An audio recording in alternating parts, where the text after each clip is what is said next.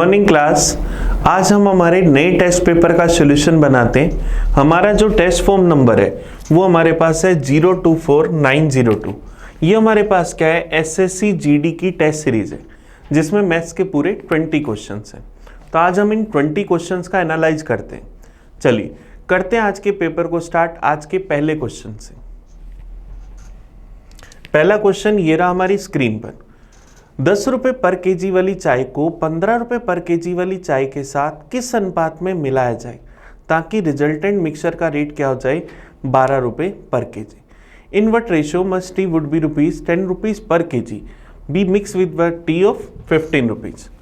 पहली चाय हमारे पास है 10 रुपए पर केजी वाली, इसको हमें मिलाना है 15 रुपए पर केजी वाली चाय के साथ, और मिक्सचर का रेट हमें क्या बनाना है, 12 रुपए पर केजी। तो अपन क्या करें, यहाँ एलिगेशन लगा दें। 15 में से 12 को घटाया तो क्या आया, 3। 12 में से 10 को घटाया 2, तो इसका रेशियो क्या आ गया, 3:2। तो हम इन दोनों चाय को किस रेशियो में मिलाना होगा, 3:2 में। ये हमारा आंसर आ गया। बड़ा इजी सा क्वेश्चन पहला। चलिए नेक्स्ट क्वेश्चन पर बढ़ते।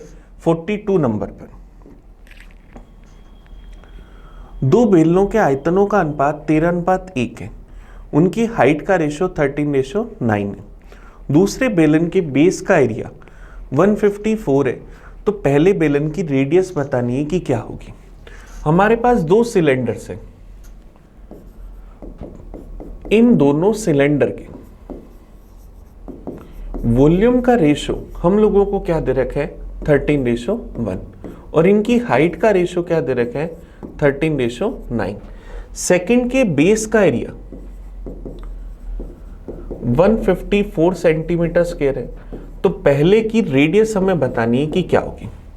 अब देखो सिलेंडर का वॉल्यूम क्या होता है, पाई आर स्क्वायर एच। तो पाई r1 स्क्वायर h1, दूसरे का वॉल्यूम पाई r2 स्क्वायर h2। इन दोनों का रेशियो 13:1। पाई से पाई कैंसिल। अब हाइट का रेशियो 13:9 है, तो h1 और h2 की जगह अगर अपन 13 और 9 रख दें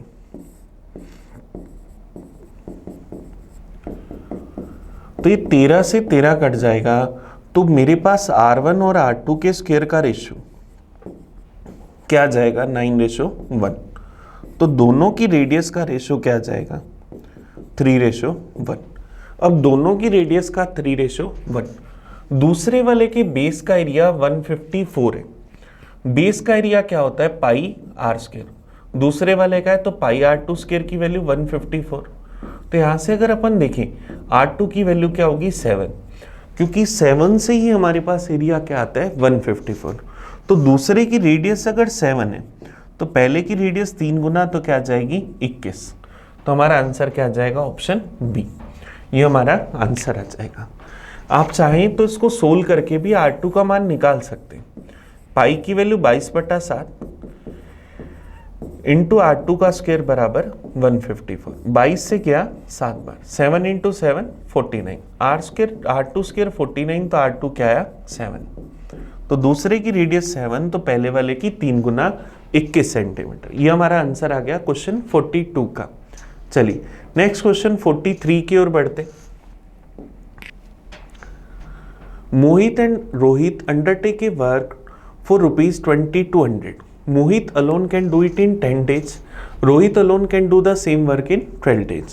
If they work together, then what will be the difference in the amount they receive? अब हमें पता है कि मोहित जो है वो एक काम को अकेला कर सकता है 10 दिन।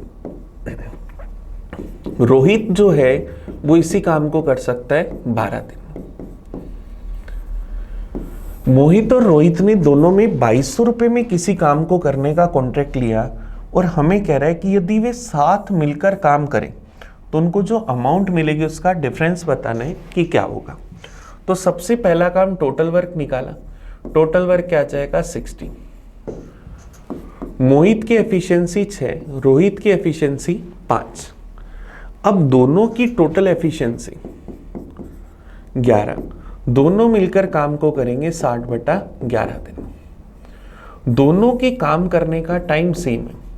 अगर टाइम सेम होता है तो वेजेज को, मजदूरी को किस रेशो में बांटते हैं? एफिशिएंसी के रेशो में। तो मोहित और रोहित की एफिशिएंसी का रेशो 6:5 है। तो इसी रेशो के अंदर इनके टोटल 2200 रुपये बांट देंगे। रेशो का टोटल 11 की वैल्यू 2200, तो एक की वैल्यू 200।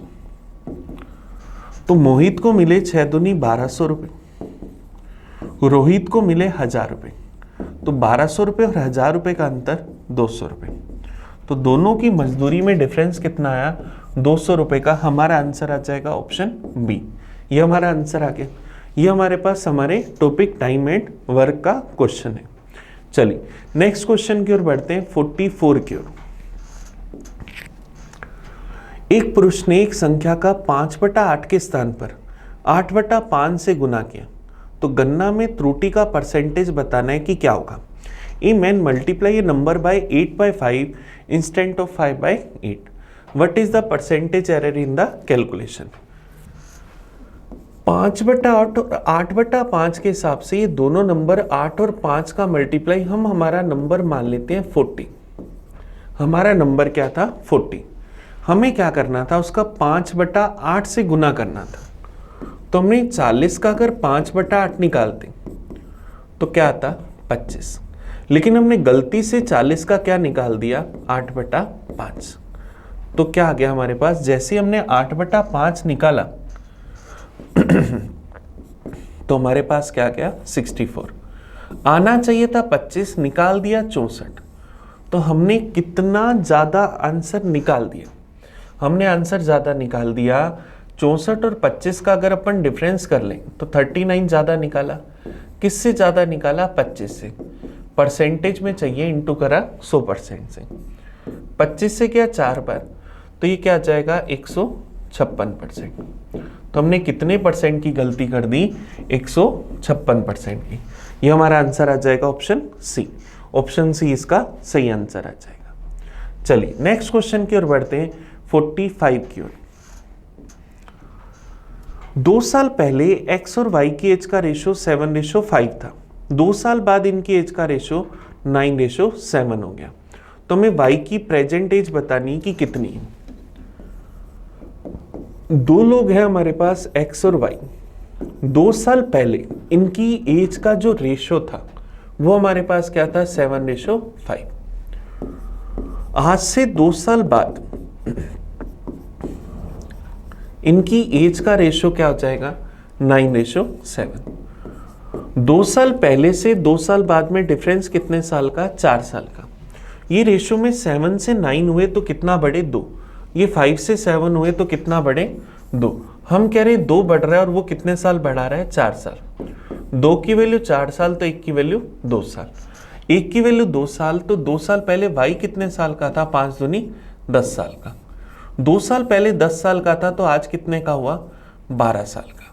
और हमें क्या y की प्रेजेंट एज बतानी, तो y आज कितने साल का है? 12 साल का। ये हमारा आंसर आ गया ऑप्शन बी। चलिए नेक्स्ट क्वेश्चन की ओर बढ़ते हैं, क्वेश्चन नंबर 46 की ओर। 46 देखो क्या कह रहा है। किसी राशि पर 8% वार्षिक दर से प्राप्त साधारण ब्याज उस राशि का 2/5 है। तो हमें समय अवधि बतानी है कि क्या होगी। रेट हम लोगों को दे रखी है 8%। सिंपल इंटरेस्ट जो है वो प्रिंसिपल का कितना है? 2/5। इसका मतलब प्रिंसिपल अगर 5 है तो ऐसा ही कितना मिला? 2। हमें क्या बताना है? टाइम। यहां टाइम का फॉर्मूला SI इंटू 100 अपॉन में P इंटू R। तो SI कितना? 2 गुना में 100। प्रिंसिपल कितना? 5। रेट कितनी? 8%। 2 से चला गया 4 पर। 5 चौक 20। यहाँ पर 100 में 20 का भाग दूंगा तो क्या आएगा? 5। तो टाइम कितना आ जाएगा? 5 साल। ये हमारे पास आंसर आ जाएगा। और कोई अगर डायरेक्ट चाहता तो सिंपल इंटरेस्ट प्रिंसिपल का 2/5 है, 2/5 का मतलब 40%। तो SI बना 40% किस रेट से? 8% से। तो टाइम क्या होगा? SI परसेंटेज अपॉन में रेट। 40/8 क्या आ जाएगा? 5 साल। ये हमारा आंसर आ जाएगा ऑप्शन बी। चलिए नेक्स्ट क्वेश्चन पर आते हैं, 47 पर। Vikas give 3 exam is the respective ratio of the mark score by him 3 exam is 3:5:6 and the respective ratio of the maximum marks of all the 3 exams 7:11:10. If he scored 30% marks in total, then how many examinations has he scored marks more than 50%? हमें यहाँ पर क्या कह रहे हैं, विकास ने 3 exam दिए, जिन तीनों में प्राप्तांक जो उसके हैं उनका अनुपात 3:5:6 है। तीनों परीक्षाओं के अधिकतम अंक क्रमशः 7:11:10 में। यदि उसने कुल मिलाकर 50% अंक प्राप्त किए तो कितनी परीक्षाओं में उसने 50% से अधिक अंक प्राप्त किए? तो इंग्लिश में यहाँ करेक्शन करना 50% करना है इसको। If you score 50% marks in total. चलिए क्वेश्चन को करने की कोशिश करते हैं। हमारे पास 3 एग्जाम, इन तीनों एग्जाम के मैक्सिमम मार्क्स जो हम लोगों को दे रखे, उनका रेशो हम लोगों को क्या दे रखे, 7:11:10। इन तीनों एग्जाम में उसका जो स्कोर है, स्कोर्ड जो मार्क्स है उसके, वो हम लोगों को दे रखे 3:5:6। हमने मान लिया कि हर एग्जाम का मैक्सिमम मार्क्स थे 7x, 11x और 10x। तो तीनों के टोटल स्कोर उसके कितने हो गए, 28x मैक्सिमम मार्क्स। उसको जो स्कोर मिला वो हमने माना 3y, 5y और 6y। 3y, 5y और 6y, यहां से इसका टोटल स्कोर मेरे पास कितना आ गया, 14y। उसका जो स्कोर है 14y कितने में से आया, 28x में से। परसेंटेज में चाहिए, इंटू करा 100% से, ये पूरे का कितना है, 50%। तो यहां से अगर अपन x और y का रेशियो निकालें, परसेंटेज से परसेंटेज गया, 50 से चला गया 2 बार। 50 से मेरे पास यहाँ इसका स्कोर अगर अपन निकालें, देखो क्या हुआ, उसको कितना स्कोर मिला, 14y, कितने में से, 28x में से। उसका जो स्कोर है वो कितना है, 50%। उसने कुल मिलाकर कितने परसेंट अंक प्राप्त करे हैं, 50%। तो मैं क्या करूंगा, 28x का अगर मैं 50% निकालूं, पूरे स्कोर का अगर मैं 50% निकालूं तो वो कितना आएगा, 14x। वो कितना आएगा, 14x। मतलब 14y बराबर किसके आया, 14x की।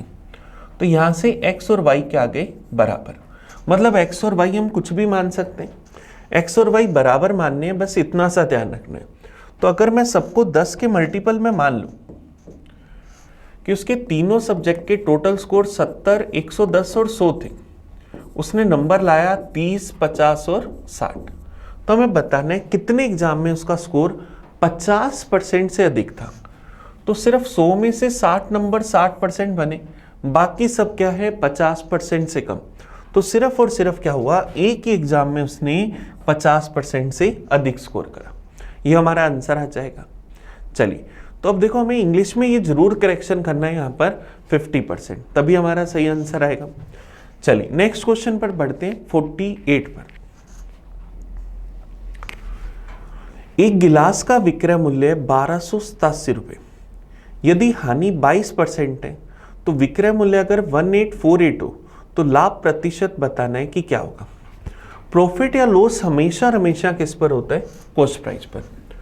तो कॉस्ट प्राइस स्टार्टिंग में हमने माना 100%, उसको लॉस हो रहा था 22% का, तो उसका सेलिंग प्राइस क्या आ जाएगा, 78%। हमें उसका सेलिंग प्राइस कितना दे रखा है, 1287 रुपये। तो 78% की वैल्यू क्या 1287 रुपीज के बराबर।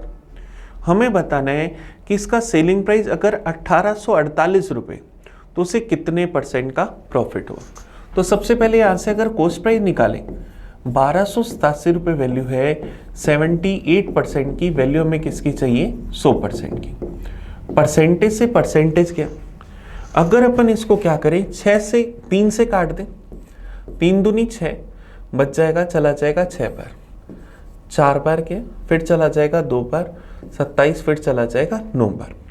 फिर अगर अपन इसको 13 से काटें, 13 दूना 26, 13 से काटा, 13 3 39, बच जाएगा हमारे पास 3 चला जाएगा 39, फिर चला जाएगा 3 बार, तो 2 से गया 50 बार, 33 गुना 50 क्या आ जाएगा 1650 रुपये। तो उसका कॉस्ट प्राइस कितना 1650। अब 1650 वाली चीज हम कितने में बेच रहे हैं 1848 रुपये। प्रॉफिट परसेंटेज बताने, तो अब देखो कितना प्रॉफिट हुआ। 1650 वाली चीज अगर 1848 में बेची तो 198 रुपए का प्रॉफिट हुआ। कितने पर 1650 पर, परसेंटेज में चाहिए इंटू करा 100% से, 0 से 0 गया, 5 से गया 2 बार, ये चला गया मेरे पास 33 बार, 33 से चला गया 6 बार, 6 दूनी 12%, तो उसको कितना प्रॉफिट हो गया 12% का। हमारा आंसर क्या गया ऑप्शन ए। अब अगर हम चाहते कि इसको डायरेक्ट करते, हमने कॉस्ट प्राइस 100% माना, 22% की हानि हो रही थी, तो सेलिंग प्राइस है 78%, उसकी वैल्यू है 1287 रुपये। हमें बताना है 1848 रुपये कितने परसेंट की वैल्यू है। तब देखो हम क्या लिखेंगे, 78% की वैल्यू हमारे पास है 1287, हमें वैल्यू बतानी है किसकी 1848 की। चलिए इसको सोल्व करते हैं अपन। अगर मैं इसको यहाँ से 3 से काटूं तो 3 से मेरे पास ये चला गया 429 बार, 3 से अगर मैं इसको काटूं तो 3 से मेरे पास ये चला गया 26 बार, 13 से गया 2 बार, 13 से चला जाएगा 33 बार। अब अगर मैं इसको 11 से काटूं, ये गया 3 बार, 11 से गया 1 बार, बच जाएगा मेरे पास 74 चला जाएगा 6 बार, 66 बच क्या जाएगा 888 चला जाएगा 8 बार। 3 से फिर काटूं तो क्या आ जाएगा 5 दिए 15 और 56, 56 दूना 112%। तो हम डायरेक्ट उसको कितने परसेंट में बेच रहे 112% में। 100% वाली चीज 112% में बेची तो कितने परसेंट का लाभ हुआ 12% का। ये हमारा आंसर आ गया 48 का। चलिए नेक्स्ट क्वेश्चन की ओर बढ़ते हैं 49 की ओर। यदि विक्रय मूल्य का 2 गुना क्रय मूल्य के 3 गुना के बराबर है तो हमें लाभ प्रतिशत बताना है कि क्या होगा। हमें क्वेश्चन ने क्या कहा कि सेलिंग प्राइस का 2 गुना कॉस्ट प्राइस के 3 गुना के बराबर, तो यहां से सीपी और एसपी का अगर रेशियो निकालें तो क्या आ जाएगा 2:3। 2 वाली चीज अगर 3 में बेची तो 1 का प्रॉफिट कितने पर 2 पर, परसेंटेज में चाहिए इंटू करा 100% से, तो 1/2 की वैल्यू 50%, तो कितने परसेंट का लाभ हो जाएगा 50% का। हमारा आंसर क्या आ जाएगा ऑप्शन डी। चलिए नेक्स्ट क्वेश्चन की ओर बढ़ते हैं। ये प्रॉफिट लॉस का बड़ा इजी सा क्वेश्चन था। पहले वाला क्वेश्चन भी प्रॉफिट लॉस का था, लेकिन ये ना के बराबर टाइम लेने वाला है। चलिए नेक्स्ट क्वेश्चन पर आते हैं 50 पर।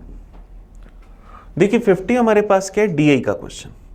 हमें क्या दे रखा है, the following table shows the expenditure of a company from the year 2018 to 2022। What is the average amount of tax per year which the company had to pay during this period? हमें क्या कह रहे हैं, निम्नलिखित तालिका 2018 से 2022 तक company के द्वारा खर्चों को दिखा रही है।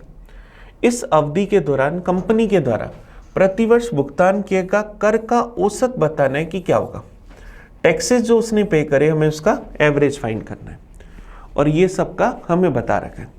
अब देखो टैक्सेस का अगर अपन उसका टोटल देखें कि उसने टोटल कितना टैक्स पे करा, तो यहाँ से क्या आ जाएगा 9, 5, 14 और 2 16, 16 और 10 क्या आ जाएगा 26, कैरी आ जाएगी 2, 9 दूनी 18 और 2 20, फिर कैरी आ जाएगी 2, क्या आ जाएगा 506।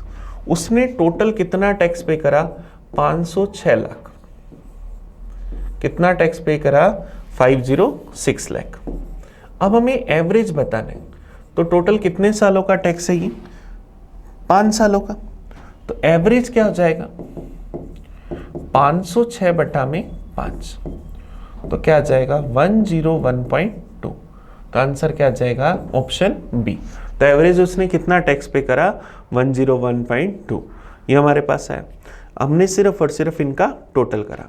किसी को अगर ऐसे टोटल करने में दिक्कत आ रही हो तो देखो उसके लिए क्या तरीका है, ये बना 200, ये 100 200, ये कितना बन गया 2, 9 और 5 14, 414 में 92 ऐड कर दें, 414 के अंदर 92 ऐड कर दें, तो मेरे पास यहाँ से क्या आ जाएगा 506, ये आंसर आ जाएगा।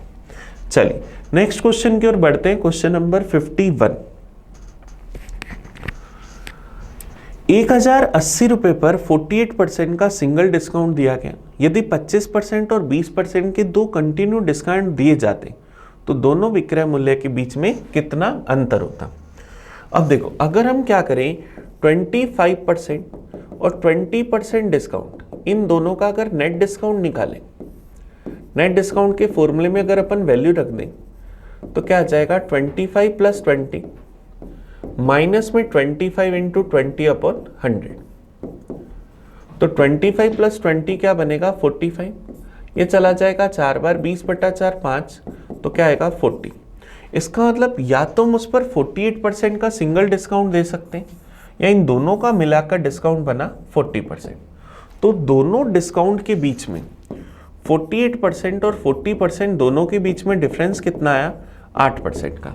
अब 8% किसका होगा 1080 का।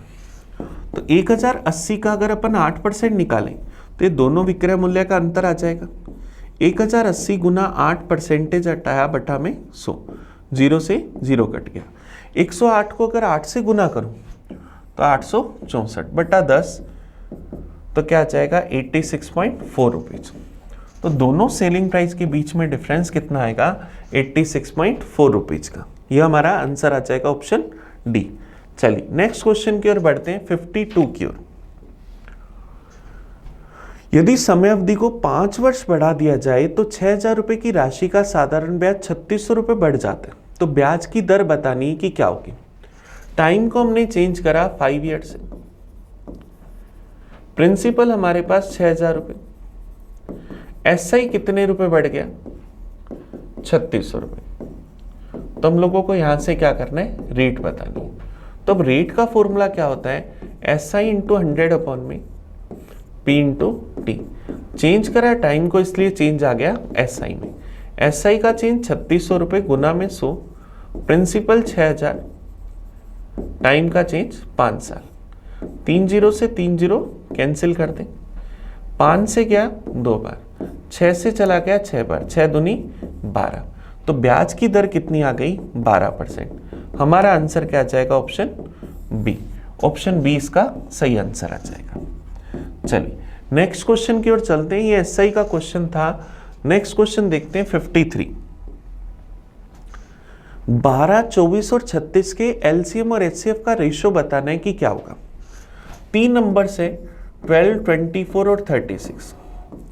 अगर अपन इनका एलसीएम निकालें तो इनका एलसीएम क्या आ जाएगा 72। तीनों में से बड़ा नंबर 36, 12 का भाग जा रहा है 24 का नहीं जा रहा, 36 का डबल करा 72, 12 का भी जा रहा है 24 का भाग भी जा रहा है, तो एलसीएम 72। इन तीनों नंबर्स का अगर अपन एचसीएफ निकालें तो एचसीएफ क्या आ जाएगा 12। तो एलसीएम और एचसीएफ का रेशियो चाहिए कि क्या होगा। तो एलसीएम 72, एचसीएफ 12, तो रेशियो क्या आ जाएगा 6:1। तो आंसर क्या आ जाएगा 6:1, ऑप्शन सी। चलिए नेक्स्ट क्वेश्चन की ओर बढ़ते हैं 54 की ओर। 5 मीटर त्रिज्या और 30 मीटर तिर्यक ऊंचाई वाले शंकु का वक्र पृष्ठीय क्षेत्रफल बताना है कि क्या होगा। What will be the curved surface area of the cone of the radius 5 meter and slant height 30 meter using pi 3.14। Curve surface area हमारे पास कोन का क्या होता है पाई आर एल। कोन का curve surface area pi R L. R हमें दे रखी है 5 मीटर, एल हम लोगों को दे रखी है 30 मीटर। यहां हम रख दे पाई की वैल्यू रखनी है 3.14 इंटू में 5 इंटू 30। अब 0 काट दूंगा तो क्या आएगा 31.4 इंटू के अंदर 5 इंटू 3, तो 31.4 इंटू में 15। तो 10 से गुना करा तो 314, 5 से गुना करा तो 157, इनका एडिशन कर दिया तो मेरे पास क्या आ जाएगा 471। तो आंसर क्या आ जाएगा 471 मीटर स्क्वायर। तो आंसर क्या आ जाएगा ऑप्शन डी। ऑप्शन डी इसका सही आंसर आ जाएगा। चलिए नेक्स्ट क्वेश्चन की ओर बढ़ते हैं 55 की ओर। यू, वी और डब्ल्यू एक साथ मिलकर एक काम को 10 दिन में करते हैं। यू वी से 3 गुना तेजी से काम करता है, वी डब्ल्यू से 2 गुना तेजी से काम करता है, तो W अकेला उस काम को कितने दिन में पूरा करेगा। हम लोगों को दे रखा है U, V और W। U, V और W तीनों मिलकर काम को करते 10 दिन में। हमें कह रहा है if you can work thrice as faster than V and V can do work twice as faster than W। V जो है वो W से 2 गुना तेजी से काम करता है। W एक काम करेगा तो V कितना काम करेगा, 2। और U जो है वो क्या है, V से भी 3 गुना तेजी से काम करता है। इसका मतलब U कितना काम करेगा, 2 का 3 गुना 6। तो तीनों की एफिशिएंसी का रेशियो 6:1, तो टोटल एफिशिएंसी 9। तीनों ने 10 दिन में काम करा तो टोटल वर्क क्या आया, 90। अब मुझे बताना है यही काम W अकेला कितने समय में करेगा। 90 W की एफिशिएंसी 1, तो 90/1 90 दिन। तो आंसर क्या आ जाएगा, ऑप्शन बी।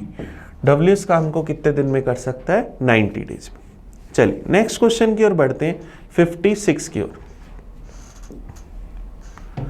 56 देखो सिंप्लीफिकेशन का क्वेश्चन है, हमें इसका मान बताना है कि क्या होगा। दे रखा है 49 डिवाइड बाय 7, माइनस में 343/7, माइनस में 243 डिवाइड बाय 27, प्लस के अंदर 729 डिवाइड बाय 27, प्लस के अंदर 152 डिवाइड बाय 19। तो 49 में 7 का डिवाइड करा 7, 343 के अंदर 7 का डिवाइड करा 49, 243 के अंदर 27 का डिवाइड करा 9, 729 बाय 27 27, 152 बाय 19 क्या बनेगा, 8। तो क्या आ जाएगा, 27 + 8 35 + 7 क्या है, 42।